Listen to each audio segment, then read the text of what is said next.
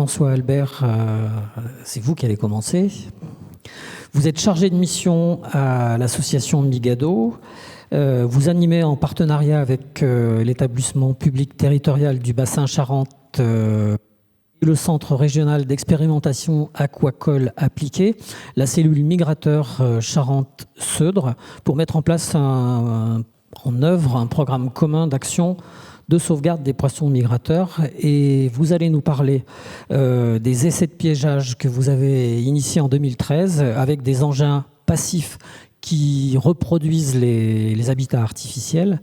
Et donc vous allez un petit peu nous parler ensuite du dispositif que vous avez créé, que vous avez appelé Flottang et qui, a priori, est en phase de généralisation à d'autres bassins en France, si on peut dire. Merci. Bonjour à tous. Oui, donc je vais vous parler un peu de l'utilisation des collecteurs de type Flottang dans les suivis qu'on a mis en place donc, sur les anguilles, sur le bassin Charente. Donc avant toute chose, je voulais faire une petite présentation du territoire Charente-Seudre. Donc c'est un territoire qui est attractif sur la façade atlantique, face aux îles de Ré et de Léron, donc face au Pertuis. Au nord, on a le bassin Loire, au sud, le bassin Dordogne et Gironde. Et l'axe Charente, c'est un fleuve côtier de 360 km de long, avec un débit moyen de 75 mètres cubes seconde à Saintes. Et la Seudre, c'est un petit fleuve côtier de 70 km de long, avec un débit inférieur à 1 mètre cube seconde. Et comme ça a été dit dans la présentation, sur ce territoire, les actions migrateurs sont menées par un partenariat qui est donc la cellule migrateur Charente-Seudre, la réunion de 3 structures, donc le PTB Charente, Migado dont je fais partie, et le CREA. C'est un centre régional. Alors, pourquoi on a cherché à collecter finalement les jeunes anguilles pour s'intéresser à la phase de colonisation. L'idée, c'est de travailler sur un indicateur du suivi du recrutement fluvial et de la phase de colonisation. Donc, pour travailler sur cette phase de colonisation, l'idée, c'est d'analyser la répartition des anguilles avec une approche sur les jeunes stades. Donc, pourquoi travailler sur ces petits stades d'anguilles ? Tout simplement, c'est pour avoir une vision rapide de l'évolution du signal, puisqu'on travaille sur les premiers stades du cycle de vie. Et on travaille sur l'aval des bassins versants, donc sur des effectifs qui sont relativement encore assez importants. Donc l'idée pour travailler sur cette phase de colonisation, c'est de travailler, donc, je l'ai dit, sur l'aval des bassins, de cibler les anguilles de moins de 15 cm, donc vraiment les anguilles qui viennent de rentrer sur le bassin. Et pour ce faire, on travaille en aval des premiers ouvrages. C'est-à-dire, techniquement, on ne peut pas l'échantillonner directement, par exemple, la Charente. C'est trop large, trop profond. Donc l'idée, c'est d'aller échantillonner en pied de premiers ouvrages sur les affluents, de façon à... On se dit en fait que l'image qu'on a de la population d'anguilles à cet endroit-là est finalement similaire à celle qu'on aurait sur l'axe principal à la même distance. Donc on a mis en 2009 en place un réseau de pêche électrique, donc en pied de premiers ouvrages, sur les affluents de la Charente. Donc c'est les triangles que vous pouvez voir sur la carte ci-dessous, donc répartis tout le long de l'axe. Ça nous donne une image de la population à une distance donnée de l'océan, donc une image de colonisation. Et en 2010, sur la Seudre, on a mis aussi en place un réseau de pêche électrique sur des ouvrages successifs, puisqu'on a un ouvrage à peu près tous les 3 km. Donc là, on a échantillonné au pied de chaque ouvrage en remontant sur l'axe Seudre. Donc là, on a plutôt finalement une observation du franchissement de ces ouvrages. Alors, quelques résultats rapides sur ces fronts de colonisation. Donc là, c'est quelques résultats par le réseau de pêche électrique. En fait, ce réseau, on voit qu'il cible bien les stades migrants, puisque 90% de nos captures sont inférieures à 30 cm, sont des anguilles inférieures à 30 cm, et 50% inférieures à 15 cm. On observe une diminution assez rapide des abondances des moins de 15 en allant vers l'amont. C'est le graphique qu'on peut voir sur la droite, les proportions bleues. Et si on représente de façon schématique l'axe Charente entre à gauche l'océan et à droite la source, notre indicateur de colonisation, finalement, c'est la répartition des anguilles de moins de 10 cm et moins de 15 cm sur cet axe. Donc là, par exemple, la flèche jaune nous montre la distance à laquelle on a 50% de chance de capturer une anguille de moins de 10 cm. On est à 80 km de l'océan. Et pour les anguilles de moins de 15, on a 50% de chance d'en capturer une à 130 km de l'océan.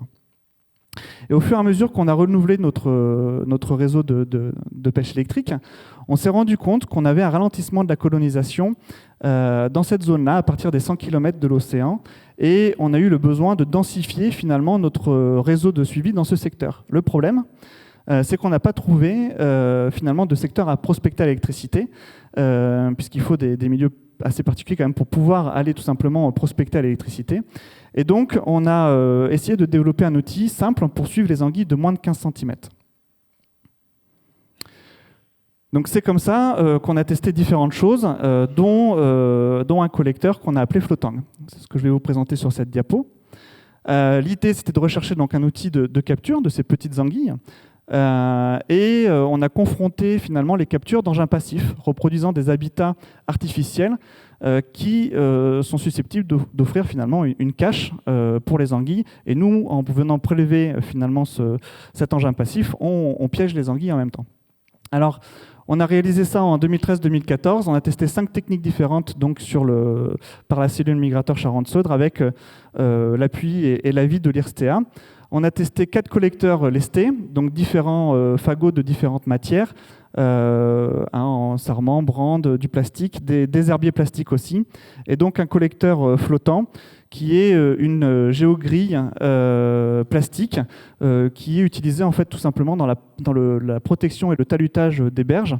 En fait, c'est une grille qui est alvéolée, comme des petites boîtes d'œufs, et en fait, le piège il fait 40 cm de côté, on a 6 couches d'épaisseur, et on a testé ça aussi. On l'a appelé donc le Flottang. Et en fait, il s'est avéré qu'on a eu des captures très spécifiques sur les petites anguilles. C'est le diagramme qu'on voit à côté. Le Flottang qui est ici.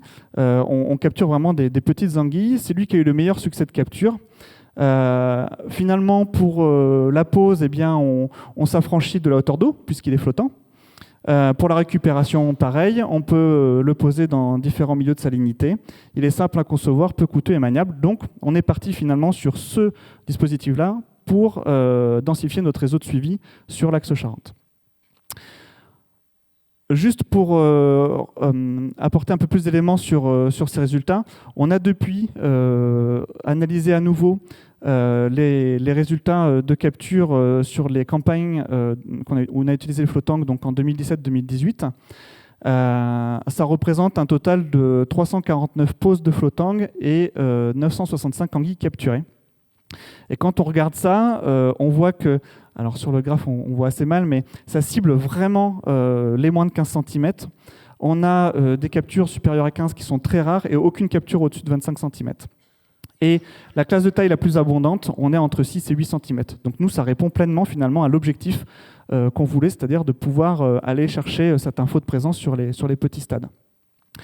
Quelque chose qui était évident aussi, mais sur les stations prospectées, plus les stations qui sont prospectées sont situées en amont, plus les captures diminuent, ce que je montrais tout à l'heure, et la taille des individus capturés augmente aussi. Alors voilà, on avait un bon outil, donc maintenant je vais vous parler de son utilisation qu'on a eu sur l'axe Charente. Donc par rapport au front de colonisation, on va voir après aussi les quelques comparaisons qu'on a pu faire avec notre réseau de pêche électrique et aussi finalement l'apport de l'utilisation de ces outils dans l'évaluation finalement du franchissement des ouvrages pour l'anguille. Alors tout d'abord sur l'aspect colonisation. L'objectif, c'est de suivre l'évolution donc de la colonisation des anguilles de moins de 10 cm ou moins de 15 cm, comme j'ai pu vous présenter au début du diaporama. Alors, pour rechercher cette colonisation, on recherche des occurrences de présence, donc tout simplement sur différentes stations, est-ce qu'il y a présence ou non, finalement, d'une anguille d'une certaine classe de taille. Donc, pour le faire, on le fait avec les pêches électriques, on fait des pêches complètes en 2 passages.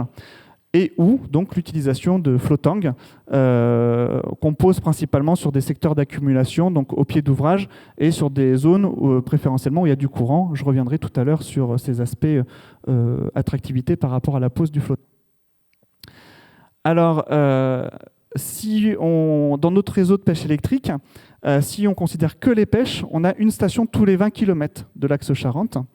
Et finalement, avec la pose de flottang, on a une information de présence tous les 8 km. Donc ça nous a vraiment permis de pouvoir multiplier finalement la pose et d'avoir quelque chose de beaucoup plus resserré, un maillage beaucoup plus resserré de recherche de cette présence des anguilles.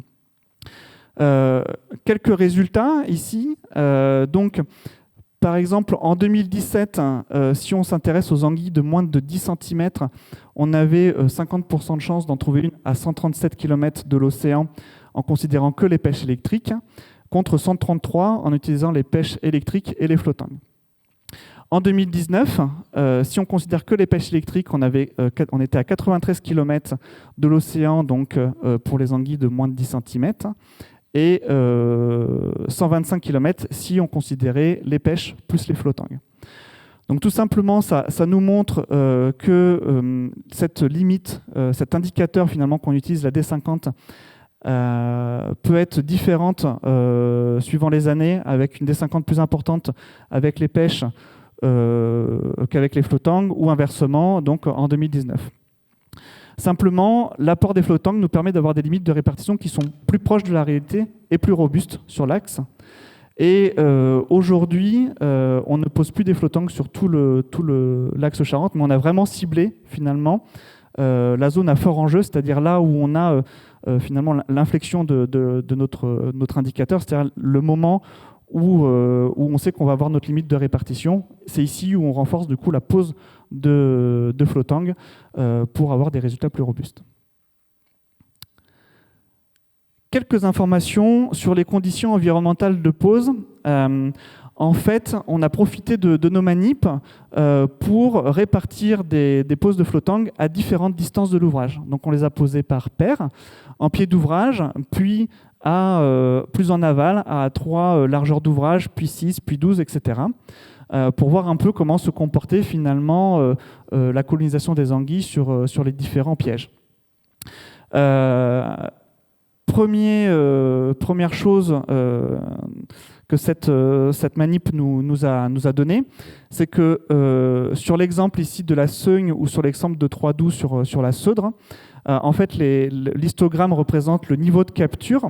On voit qu'on a ici 3 niveaux de capture complètement différents, avec des intervalles de 3 à 4 semaines entre les relèves. Et comme par hasard, on a vraiment un niveau de capture très élevé après une augmentation du débit. Donc ça veut vraiment dire qu'on a un fort impact de l'hydrologie sur le niveau de capture, et ça montre vraiment la nécessité de multiplier les relèves à des périodes différentes, ou en tout cas de relever les flottants plutôt sur des moments à forte hydrologie. Ensuite, on a profité de cette manip aussi pour voir, pour analyser la distance à l'ouvrage, l'impact de la distance à l'ouvrage, et puis des conditions un peu environnementales de type courant, profondeur, cache et substrat. Donc, pour favoriser vraiment les captures, les flottangs doivent être plutôt posés en zone attractive, et le pied d'ouvrage est une zone attractive, puisque on le voit sur ce graphique-là, en fait, il y a vraiment le nombre de captures est vraiment plus importante sur le pied d'ouvrage. C'est l'effet d'accumulation notamment. On a aussi, donc, avec toutes les données récoltées, que je vous ai tout à l'heure sur 2017-2018, fait tourner finalement des statistiques qui nous ont montré qu'il valait mieux poser dans une zone ou à proximité de courants importants, et également de favoriser une pose lorsqu'il y avait une absence d'habitat favorable ou un substrat plutôt pauvre, de type bloc ou dalle. En fait, tout simplement, le flottant, on vient mettre finalement un habitat dans le milieu. Donc si c'est pauvre en habitat, les civelles vont tout simplement avoir tendance à se réfugier, ou les anguillettes à se réfugier dans le dispositif. Autre suivi, on a profité tout simplement de notre réseau de pêche électrique pour poser des flottangs sur nos stations de pêche électrique et voir un peu s'il y avait une corrélation entre les captures des flottangs et nos résultats de pêche électrique. Alors, ça, c'est issu des résultats de 2017. En rouge, c'est les flottangs, au niveau de capture des flottangs, et en bleu, les pêches électriques. Donc, on voit qu'il existe une corrélation entre les abondances pêche et les captures flottangs. Cependant, le lien, vraiment, entre les deux est difficile à montrer. Alors notamment, c'est vrai que les pieds d'ouvrage sont souvent des zones assez compliquées à aller pêcher à l'électricité. C'est souvent des fosses.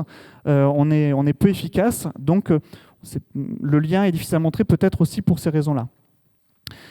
Cependant, quand on regarde ici les densités sur 3 cours d'eau, Rutelière, Rochefollet, Sauloir et Veillard, par rapport entre la pêche électrique, donc la densité pour 100 m², et à côté la densité sur les flottangs, donc pour 1 m² de flottang, on voit quand même qu'on a des niveaux d'attractivité assez forts sur les flottangs par rapport aux efficacités faibles des pêches électriques sur ce type de milieu, donc en pied d'ouvrage.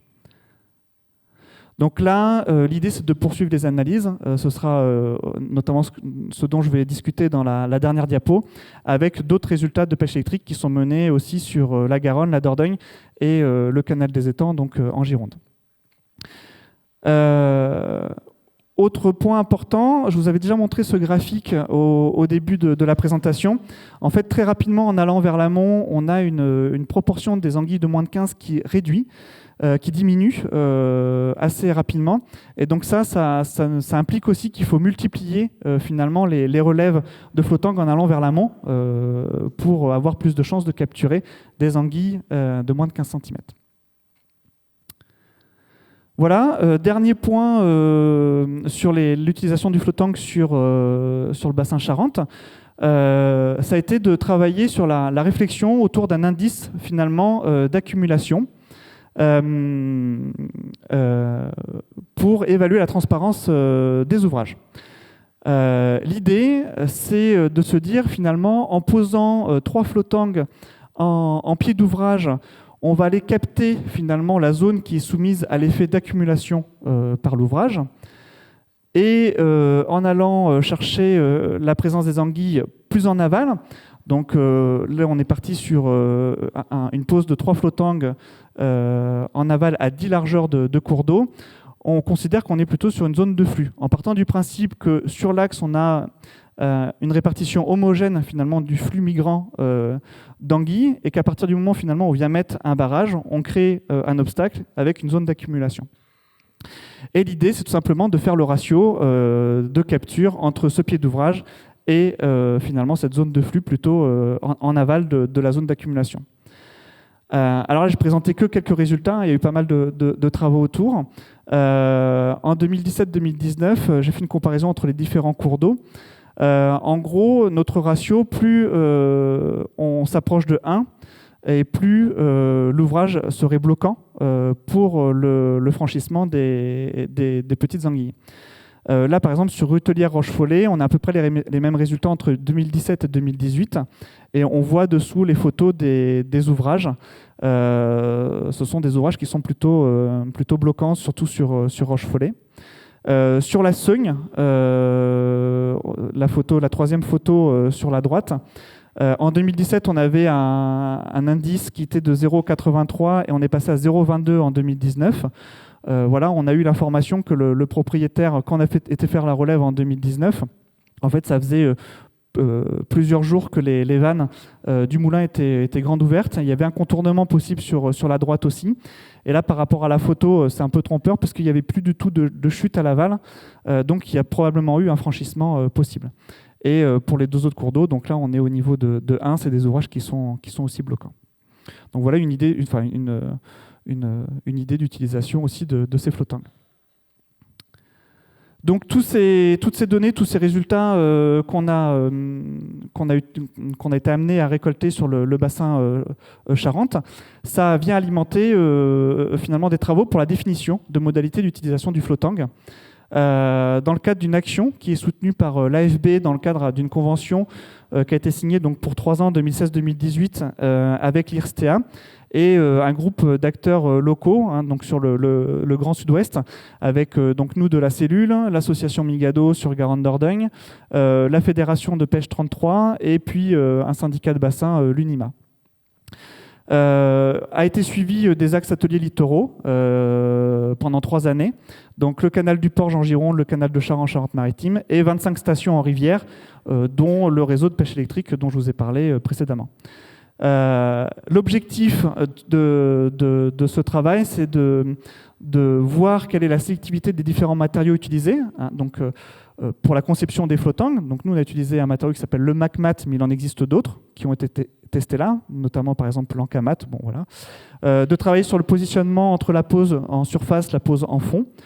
L'hétérogénéité spatiale, les variabilités temporelles aussi, puisque notamment sur les axes ateliers, ça a été suivi très régulièrement pendant 3 ans. De travailler sur les types de capture, c'est-à-dire à chaque fois qu'on faisait des relèves, on regardait aussi les stades pigmentaires des anguilles prélevées, donc ça apporte des éléments là-dessus.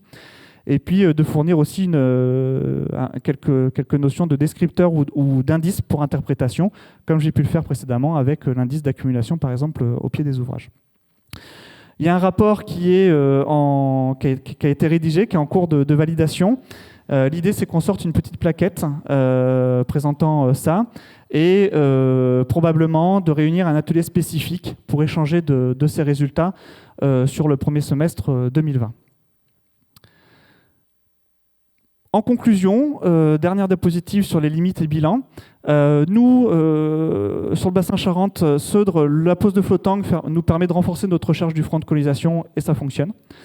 Ça nous apporte aussi des informations en termes de répartition et de franchissement des anguilles au pied de certains ouvrages. On a besoin d'avoir cette information-là. On a fait des essais d'utilisation en milieu salé, notamment sur des milieux très particuliers qui s'appellent des fossés à poissons sur le marais de Seudre. En fait, l'idée, c'était tout simplement de coupler. On a un réseau de suivi avec des verveux de mailles 6 mm qui ne capturent pas les anguilles de moins de 15, moins de 20 cm. Et l'idée, c'était systématiquement de poser un verveux et un flottang pour essayer d'avoir cette gamme de taille justement des petites anguilles. Et finalement, on a eu des résultats peu convaincants avec très peu de captures.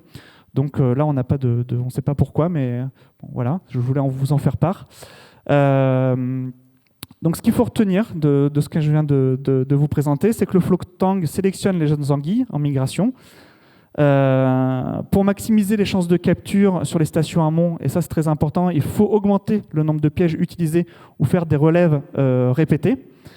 Les captures les plus importantes ont été réalisées après une hausse importante du débit. Ça implique aussi de cibler les périodes de relève ou également de les répéter. De toute façon, à partir du moment où on travaille sur l'occurrence, c'est soit on en met plus, soit on relève plus. Les captures sont significativement plus importantes au niveau des pieds d'ouvrage, notamment par le phénomène d'accumulation. La pose à proximité de courants forts semble permettre d'augmenter le nombre de captures. Donc, j'ai dit tout à l'heure, pour les pêches électriques, on a une difficulté à montrer une corrélation, notamment par rapport à la sélectivité des deux méthodes.